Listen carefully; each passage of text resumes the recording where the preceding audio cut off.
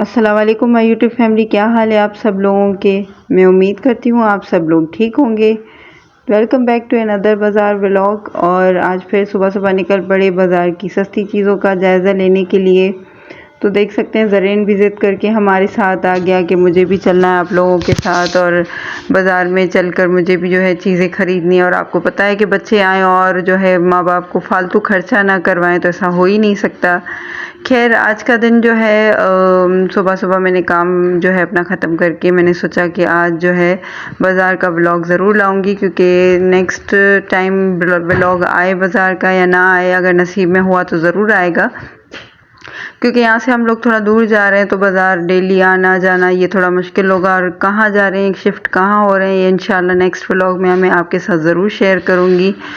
तो बस इसी तरह चक्कर लगाते जा रहे थे और कुछ चीज़ें भी हम देखते जा रहे थे, क्योंकि मैंने बताया था कि इनकरीब शादी भी है ख़ानदान में, तो वो अटेंड होगी या ना होगी वो भी मैं आपको इंशाल्लाह नेक्स्ट व्लॉग में बताऊंगी। लेकिन ये जो है ज्वेलरी हम लोग सिलेक्ट करते जा रहे थे कि ज्वेलरी बहुत अच्छी मिल रही थी। इयररिंग्स जो थी 100 के प्राइस में अवेलेबल थी, और यहाँ लाइबा मुझे ट्राई करके दिखाती जा रही थी, क्योंकि मेरे हाथ में एक हाथ में कैमरा थी और दूसरे हाथ से मैं इसको इशारे करके बता रही थी कि ये वाली रिंग पहनो, ये वाली पहनो। लेकिन इसकी उंगलियों में जो थी ना सारी लूज़ हो रही थी और जो है फिसलती जा रही थी इसकी उंगलियों से, क्योंकि इसकी उंगलियां काफ़ी पतली हैं।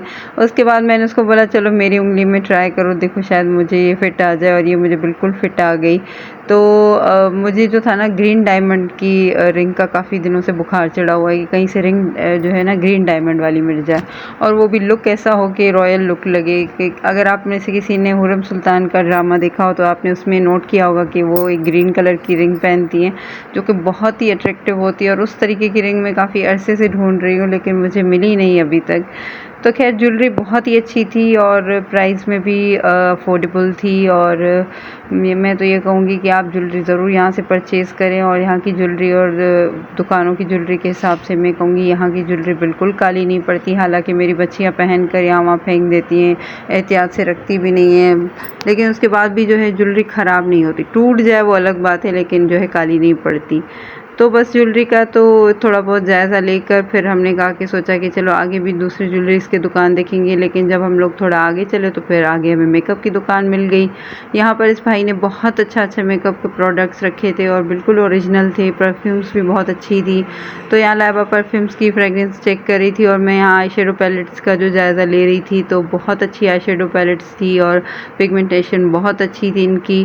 बिल्कुल मेकअप खुद ही बता रहा था कि जो है ओरिजिनल है, कॉपी नहीं है, डुप्लीकेट नहीं है। और पैलेट्स आप देख रहे हैं कि जो है ओरिजिनल है। तो मैंने जो है खोल के चेक भी की और एक दो पैलेट्स की जो है मैंने पिगमेंटेशन भी चेक की, तो बहुत अच्छी थी। और मैंने इनको पहले भाई को नहीं देखा कभी दुकान लगाते हुए, शायद इन्होंने फर्स्ट टाइम लगाया हो या कभी बैठते भी हों कभी कभी, लेकिन मैंने इनको देखा नहीं वैसे बाज़ार में।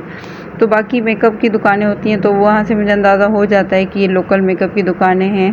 तो खैर उसके बाद जो है यहाँ मैं लाइबा से पूछ रही थी कि क्या तुम्हें कोई परफ्यूम पसंद आ रही है, तो उसने कहा कि जी आ तो रही है, लेकिन आप जो है फ्रेगरेंस चेक करें। तो मैंने उसको बोला कि मुझे इनमें से कोई भी अच्छी नहीं लग रही, क्योंकि वो मज़ेदार खुशबू नहीं थी जो हम एक्सपेक्ट करते हैं अपने लिए, अपनी पर्सनैलिटी के लिए, कि जो हम पर सूट करे, जो हम अपनी टेस्ट के हिसाब से लेना चाहें। क्योंकि हर इंसान का अपना अलग अलग टेस्ट होता है। किसी को जो है हैवी फ्रेगरेंस पसंद है, किसी को लाइट पसंद है। तो उस हिसाब से जो थी ना मेरे हिसाब से तो मुझे इनमें से कोई भी पसंद नहीं आई। तो बाज़ार का जायज़ा लेते आगे चले हम लोग और एक कुछ चंद दुकानें देखते देखते जो है घूमते फिरते हमारा इरादा यही था कि आगे जो है कोई अच्छी सी दुकान नज़र आ जाए जिस पे शूज़ वगैरह मिलते हों और सैंडल्स मिलती हों। तो फिर आगे में आई तो मुझे शूज़ की दुकान नज़र आ गई और यहाँ शूज़ बहुत अच्छे पड़े थे, इम्पोर्टेड पड़े थे। और उसके बाद जो है मैंने काफ़ी जूते बच्चों को भी दिखाया। मैंने कहा आप देखो, क्योंकि अभी सर्दियाँ आ रही हैं तो शूज़ ही बच्चों के लिए कंफर्टेबल रहते हैं। अगर आप कहीं भी जा रहे हो या बच्चे कहीं जा रहे हैं घूमने फिरने या स्कूल की किसी पिकनिक पर या कहीं पे किसी भी ओकेजन में, बच्चे जो है सर्दियों में शूज़ में ही कंफर्टेबल रहते हैं। वैसे तो बच्चों को वैसे भी शूज़ ही पहनाने चाहिए ताकि उसमें पाँव आपके कवर रहते हैं बच्चों के भी। या आप भी कहीं जा रही हैं, वॉक वगैरह कर रही हैं या कहीं भी मार्केट जा रही हैं, तो शूज़ मेरे हिसाब से काफ़ी कंफर्टेबल रहते हैं। तो फिर आगे आकर ये हील्स की दुकानें भी नज़र आई मुझे, जहाँ से मैंने 1-2 हील देखी, लेकिन ये भाई बहुत ज़्यादा महंगा था। इसकी हील्स जो थी ना, मेरे हिसाब से तो मुझे महंगी लग रही थी। तो मैंने इसको कहा कि नहीं, आप ये वाली रख दें, मुझे कोई शौक़ नहीं है। तो पीछे से बहुत आवाज़ें दी उसने कि सुनो सुनो बाजी। मैंने कहा नहीं, सुनने वाली बात ही नहीं है क्योंकि जो आपको पहले ही उठते के साथ ऐसी धमाकेदार प्राइस बताए तो आप उसके साथ फिर बार्गेनिंग नहीं कर सकते, आप उसको जो है कम नहीं करवा सकते। जब आपके हिसाब से, जब आपको समझ आए कि ये प्राइस मुझे समझ आ रही है, तो फिर आगे बात हो सकती है या बहसबाजी हो सकती है। तो आप देख सकते हैं कि सर्दियों की वजह से यहाँ पर सिर्फ शूज़ की ही स्टॉल लगे हुए थे, हील्स के इतने स्टॉल नहीं थे। वरना वैसे जब मौसम, खैर सर्दियाँ तो अभी आई नहीं, लेकिन मौसम जब गर्मी होती है तो फिर सिर्फ हील्स और चप्पल्स पड़ी होती हैं। तो मैं वही सोच रही हूँ, मैंने कहा सर्दियाँ तो अभी आई तो नहीं है, लेकिन आने से पहले ही जो है शूज़ और इन चीज़ों की जो है स्टॉल लगे हुए हैं। खैर शुक्र है अभी जैकेट्स और स्वेटर्स के स्टॉल नहीं लगे, क्योंकि लोगों को वैसे ही पसीने छूटे जा रहे हैं लोगों के, और जो है यहाँ पर इन लोगों ने सर्दियों की तैयारी शुरू कर दी है। और आप देख सकते हैं कि जूते बहुत अच्छे अच्छे पड़े थे बच्चों के हिसाब से, और आलियान मुझे सारे उठा उठा के दिखा रहा था कि मम्मा ये भी देखें वो भी देखें। तो मैंने कहा कि हाँ सही है, ठीक है, ले लेंगे, लेकिन फ़िलहाल जो है ना, अभी सर्दियाँ आई नहीं तो आप रहने ही दो। जब सर्दी आएंगी तो फिर दिल भी करता है कि ये गर्म चीज़ें उठाएं और बच्चों को पहनाएं। तो मैं बहुत ज़्यादा हैरान रह गई आज। मैंने कहा कि वैसे मुझे हर दूसरी दुकान जो है हील्स की नज़र आती है, और काफ़ी वीडियोस में जो मैंने पिछले व्लॉग्स में भी बनाई थी, उसमें भी आप लोगों ने देखा होगा कि हील्स की बहुत ज़्यादा वैरायटी पड़ी होती है और इतनी कम प्राइस में हील्स मिलती हैं। लेकिन आज सिर्फ चप्पलें और स्लीपर्स और बच्चों के शूज़, मतलब जॉगर्स वगैरह, ये मिल रहे थे। तो फिर मैंने कहा कि कहीं से 2 हील्स मुझे अरेंज करनी है, क्योंकि मुझे लेनी थी 2 हील्स, हर सूरत मुझे लेनी थी। तो मैं ढूंढ के इतनी पागल हो गई। फिर मैंने 1-2 भाई से पूछा, उन्होंने कहा थोड़ा आगे आप जाएंगी तो आपको शायद मिल जाए, क्योंकि सर्दियों की वजह से। और आज पता नहीं, आपका शायद लक भी नहीं, क्योंकि हील्स की दुकानें आज तो कम ही लगी हैं। तो फिर मैंने कहा चलो घर की चप्पलों का ही जायज़ा लेती हूँ, और बच्चों को भी मैं दिखाती जा रही थी। मैंने कहा आप लोग देख लो कैसी लग रही है ये चप्पलें।